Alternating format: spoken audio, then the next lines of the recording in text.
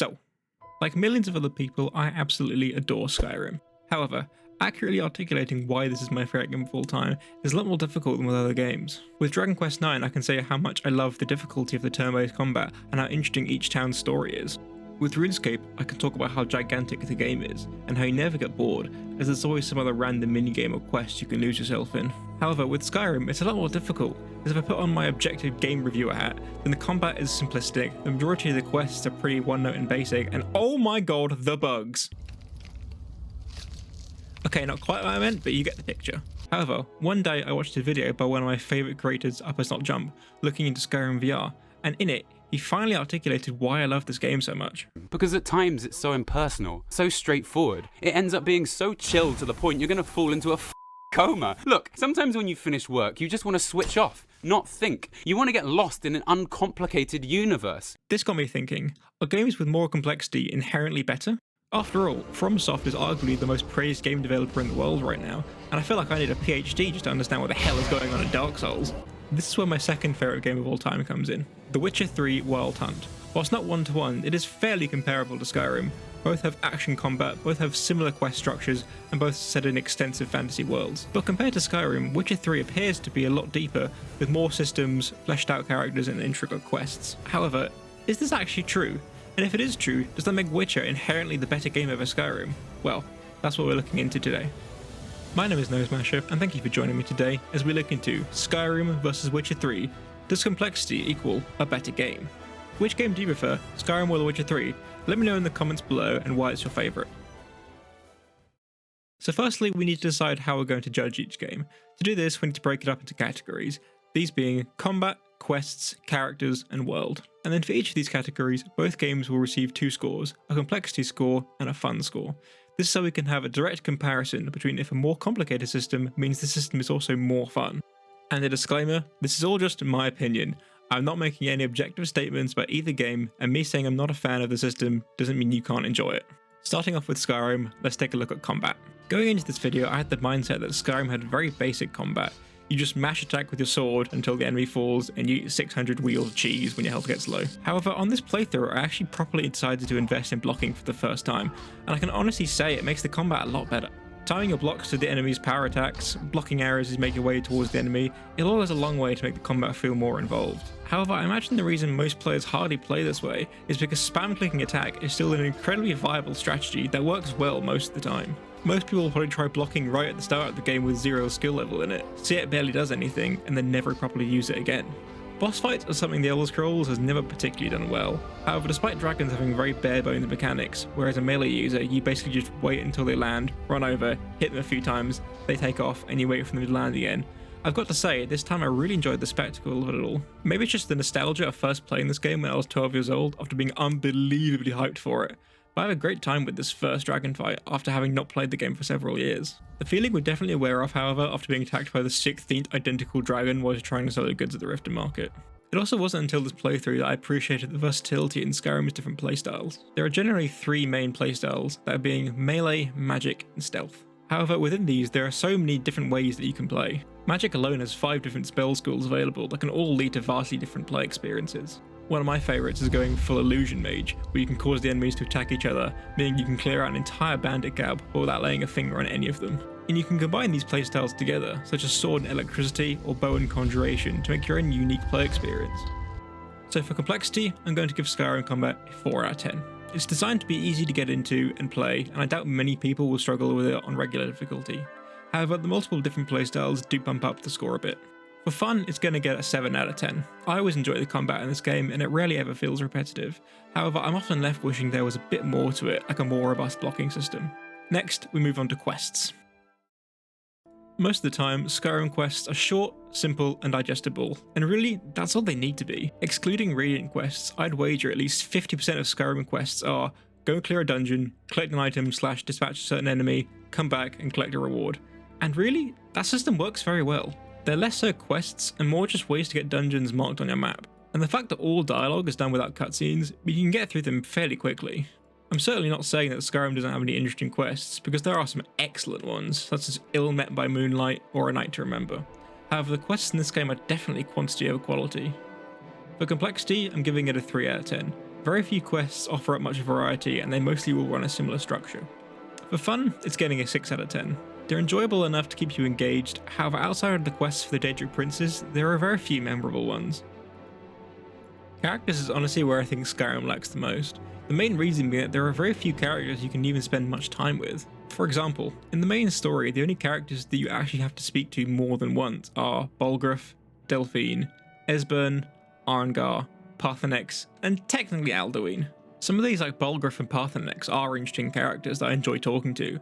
However, for the majority of the main quest, your two main characters are Delphine and Esbern, and neither are particularly interesting. If you ask a player to name any character in Skyrim, they probably very easily could. However, then ask them to tell you an interesting interaction or conversation they've had with that character, and it becomes a lot more difficult. So for complexity, I'm going to be giving it another 3 out of 10. Did I give it a fucking 3 out of 10? So for complexity, it's going to be a 3 out of 10. Like with quests, it's also quantity over quality. And for fun, it's a 5 out of 10. There are some good characters and interactions, but for the most part, there are very few standouts. And finally, we have the world. This is more referring to how the game map feels to be in and traverse. The big thing that Skyrim does exceptionally well are random encounters. If you play exclusive with fast travel, you're missing out on so much content. Almost every single journey between 2 points, I would encounter something new. Whether it's being robbed by a thief or being attacked by an assassin, it was always something interesting. This goes a great way into making the world feel alive and making every journey feel a little bit more anxious, as you could be attacked at any moment or have some random person walk up to you with an odd story to tell. None of these encounters lead to anything bigger sadly, like a quest or a unique item. However, there's still loads of fun and make traversal in the game a highlight. I highly encourage you, if you've never played the game without fast travel, to give it a try. For complexity, the world is getting a 7 out of 10. The encounters, whilst fun, are still very contained and short. However, for fun, it's getting a 9 out of 10. There's a reason that so many people, such as myself, absolutely love the land of Skyrim. It feels alive and breathing, and you never know what's around the corner. And here are the final scores for the Elder Scrolls V Skyrim. Complexity, 17 out of 40. Fun, 27 out of 40. Overall, I still absolutely adore Skyrim. It's my favourite game for a reason, and it's a great amount of fun. However, I'm confident that nobody would ever describe it as complex unless they're a very new gamer, and this is actually a very good game for people who need to video games and or RPGs. Now we move on to The Witcher 3 Wild Hunt. For The Witcher, we're going to be running the same format so we can directly compare the two games, starting with combat. Now, in my 100 plus hours of gameplay, where I've completed the main quest, numerous side quests, Hearts of Stone, and Blood and Wine, the one word that comes to mind when I think of The Witcher 3's combat is fine. It's just fine. And despite combat being a majority of the gameplay on offer, I can probably remember less than 5 memorable combat encounters that I've had in the whole game. I'm by no means saying that the combat is bad. Functionally it works well, and there are very few obvious issues. However, whilst playing it, I don't really feel much. I never feel excited for a combat encounter, and very rarely finish one with that feeling of, wow, that was really fun, I'm really going to remember that one. In terms of complexity, the fact that you're entirely limited to Geralt's 2 swords with no way of switching to any other kind of weapon to vary it up, can lead it to a feeling a bit one note. You generally pick one strategy at the start of the game and mostly stick to it. There is some variation to combat such as bombs, which are a lot of fun, and Witcher potions, which can vary up your combat style quite a bit, but for the most part, you are limited to just a sword for the whole game. However, it's the magic signs where I think the biggest flaw in the combat lies, specifically with the Quen, which is the shield. When you cast this, you put up a shield around Geralt, which will entirely negate the damage on the next hit you receive. However, your stamina recovers so fast, especially with the Tawny Owl potion, that after being hit, you can almost instantly cast it again. Many of the big monster enemies attack so slowly that as long as you keep casting Quen, you will almost never take damage ever again. Once I discovered this on my first playthrough, it completely sucked any of the fun out of the combat for me. So much so that afterwards I had to prevent myself from using it so that combat could be some form of challenge again. There is a blocking and parrying system, however, because of the Quen problem, I would hardly ever feel the need to block, as I could just keep swinging light attacks with the Quen shield up. It is cool that just holding the block button when being hit by a monster will stun Geralt, whilst pressing the block button with good timing will do a parry. However, the majority of the time I would just roll out of the way, as the timing was a lot more lenient and it would achieve basically the same result as not getting hit. You might think that the Witcher contracts is where the combat would really shine, and whilst the contracts are excellent, in my opinion it's more down to the build up to the fight, the creature design and the spectacle, rather than the actual combat mechanics themselves, as these boss fights still suffer from the same problems that the rest of the combat does. So for complexity, I'm giving Witcher 3 combat a 6 out of 10. Whilst not the deepest combat in the world, there are certainly a fair few moving parts to where I would describe it as above average in terms of understanding it. And for fun, it's getting a 5 out of 10. There's nothing I can describe the combat as other than average. It does its job and works fine in the game, but it's definitely not a highlight. Now we move on to quests. This is where The Witcher 3 outshines any other game. With both expansions installed, the game contains over 300 quests, many of these obviously being small side content like treasure hunts and collecting things. However, there is still an incredibly large amount of extensive quests that I still remember to this day almost 10 years later. Like the Bloody Baron, where you deal with a complex man and reuniting his broken family. High Stakes, where you enter a Gwent tournament only to find the prize money has been stolen and you have to work with a spy to track it down. Or the Play's the Thing, where Geralt puts on a stage production that you actually get to participate in and decide the dialogue to help draw out a shapeshifter on the audience. And of course, Hearts of Stone, which is for my money the greatest story ever told in a video game. Even in this playthrough, where I was just blasting through the prologue in White Orchard for footage of the main quest, I still couldn't help myself from doing a quest I'd never done before. We have a woman who'd been attacked by a monster, because it seemed really interesting. Almost every quest is also full of different outcomes, and oftentimes very morally grey choices. Like the one I mentioned a second ago, this woman will definitely not live through her injuries, so you can try to give her some of your Witcher potions to heal her. However, this could just increase her suffering and she still won't live. It's moments like these that make this game legendary, and I still have loads of amazing quests I could list off the top of my head. Giving a score to complexity for quests is a bit difficult as it's hard to define, so I'm giving it a 7 out of 10. Very few of the quests are completely straightforward and there's a lot of variation within them. However, I wouldn't call most of them difficult or hard to understand. But for fun, The Witcher 3 quests get a full 10 out of 10. It is the gold standard for quests in my opinion, and no game in the last 10 years has managed to top it. Characters is also an area where Witcher 3 excels. Geralt of Rivia is, in my opinion, the greatest video game protagonist of all time. You spend so much time with him that he genuinely feels like a friend you're hanging out with when you play. And aside from Geralt, there are countless other interesting and diverse characters that you interact with throughout the game. Papa Vesemir, Yennefer, Zoltan, Regis, and so many others. The Wild Hunt themselves are a bit disappointing as villains in the main game. However, Gauntro Dim in Hearts of Stone is absolutely incredible as this evil otherworldly being that drastically changes and ruins people's lives, seemingly for purely his own amusement. The conversations you have with these characters can go really in depth, and even the most random quest NPC can have something interesting and thought-provoking to say. So for complexity, Witcher 3 characters are getting a 7 out of 10. There are other RPGs such as Pillars of Eternity that give characters a lot more dialogue and extremely in-depth stories. However, what is here in Witcher works well. And for fun, it's getting an 8 out of 10. I absolutely adore the characters in this game, it wouldn't be nearly as good without them. The only thing that really lets the game down is the weak main story villain. And finally, for The Witcher 3 we have the world. Like with Skyrim, this is more referring to the physical game map and how it feels to be in and traverse. My main problem with the Witcher 3 map is that there is no real reason to not use fast travel once you've traversed along a route for the first time. As whilst there are encounters and cool things you can find out in the world, these are all strictly static encounters that spawn in one spot and only once. Now this does make each one feel more unique and less repetitive, as you're not going to see anything repeat. However, it means that there is very little reason to say, ride from Crow's Perch to Oxenfurt after the first time you do it, as that journey will be the exact same every time. This may very well be a personal preference thing, as I'm someone who doesn't like to use fast travel if I can help it, but I think Witcher 3 could have really benefited from some form of random encounters, to encourage players to spend more time on Roach and on the roads. The map itself is not as interesting to explore as in Skyrim's. I find that this is what some people call the Ubisoft problem, where maps are just dotted with as much mindless content as possible without much depth. Now Witcher isn't nearly as bad as say something like Assassin's Creed Valhalla with this issue. However, it is definitely still somewhat present, especially in Skellige with the 59 smugglers caches dotted around the map. Map and exploration in Witcher are by no means bad, however compared to the in-depth quests, it is definitely lacking. With that being said, for complexity, the Witcher 3 map will be getting a 4 out of 10. A lot of it is very mindless go here and loot/defeat X, rather than any meaningful or deep content. And for fun, it's getting a 5 out of 10. There are definitely some enjoyable moments here and there when exploring, however for the most part it feels pretty run of the mill. And here are the overall scores for The Witcher 3 Wild Hunt. Complexity, 24 out of 40. Fun, 28 out of 40. Witcher 3 is a legendary game, and it set the gold standards for RPGs. However, it is clear that its main strengths are in quests and character interactions, rather than traditional gameplay. So now that we've looked at both games, here is how they match up against each other. Before I started this video, I was honestly expecting Witcher to have a much higher complexity score, as I always had it down as a much more focused, demanding game. And whilst it's definitely higher than Skyrim's, it still didn't even meet 50% of the total complexity score. And what's also interesting is that despite Witcher getting the higher complexity score, the fun scores are still only 1 point off each other. Looking at the way that both games scored, it becomes clear that each of them excel in an area that the other game is lacking in. With Skyrim having more enjoyable combat and random encounters, perhaps due to their more open nature that allows wild and unexpected things to happen, whereas the most memorable parts of Witcher 3 are the detailed and emotionally driven quests and characters. Having gathered and analysed these results, I'd now like to bring us back to our initial hypothesis, and also discuss the reason why I'm even making this video in the first place. Are more complex games inherently better? And also, why does this matter to me? From the scores that we gathered, at least in this case, it appears that a game being more complex does not inherently make it more fun to play. But why does this matter?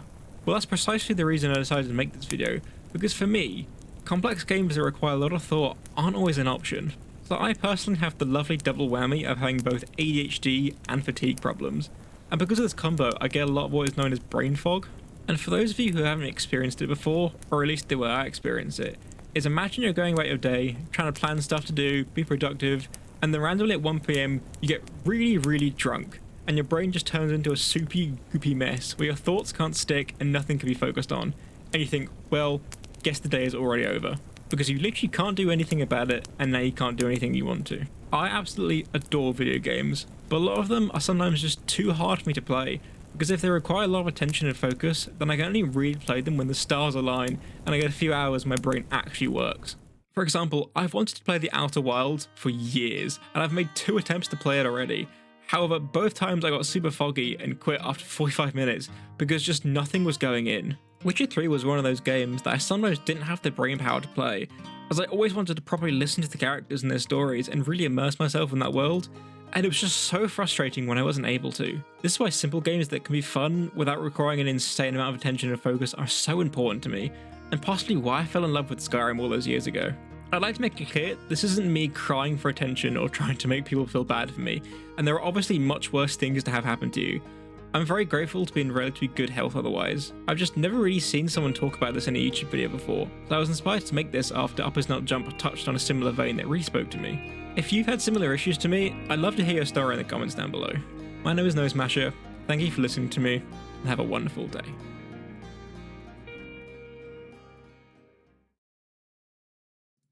Hello everybody, so I've just finished the edit, and I thought I'd do a little rambly ADHD outro, just unedited, just so you guys can hear what I think about the video and stuff.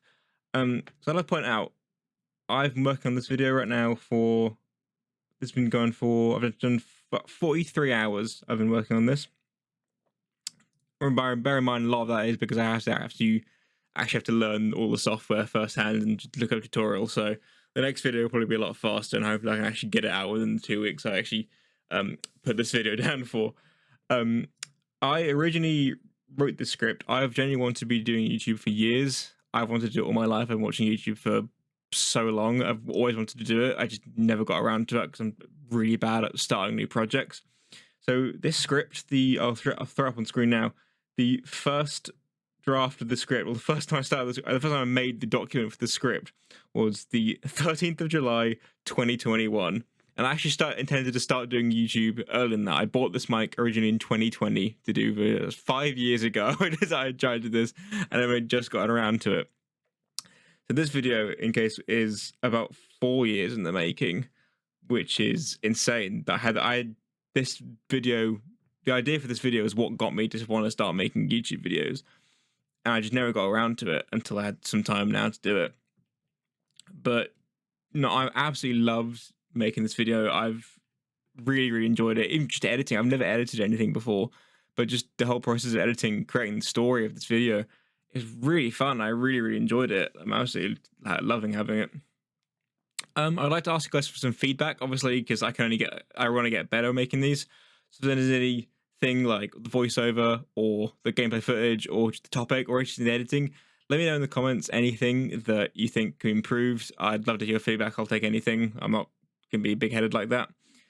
If some of you guys find it a bit hard for me to understand what I'm saying, I'm sorry. I have a bit of a speech impediment, so talking for me isn't very particularly easy, so I slow my words quite a lot. I'll try to do better and pronunciate better in my next video, but if you have had trouble understanding me, please don't put it in the comments so I know like to properly fix it so you guys can actually understand what I'm saying. I'd like to thank Up Is Not Jump. I actually asked him for permission to record this video and use his footage, so I really like to thank him. And I'm really excited for the future of this channel. I think it's gonna be a lot of fun. I've got a lot of time to put into it, and I'm really damn excited. So the next video will be coming out in about 2 weeks. Another topic mostly, but I won't spoil it now. You guys have to wait. But it's gonna be a fun one. So thank you guys so much for watching. Please subscribe if you're interested in following me on this journey. I'm gonna be doing this for a lot from now on. Thank you guys, and I'll see you next time. Goodbye. Shit. I hit the record button. I hit the record button. It didn't go. Oh, god damn it. Okay, how do I... Okay. Bye. Shut up. I didn't go again. Okay. Stop. Stop recording. Stop recording. Oh, it's because I was tabbed out. That's the sort of thing you can expect from the Nosemasher channel. See you later, guys.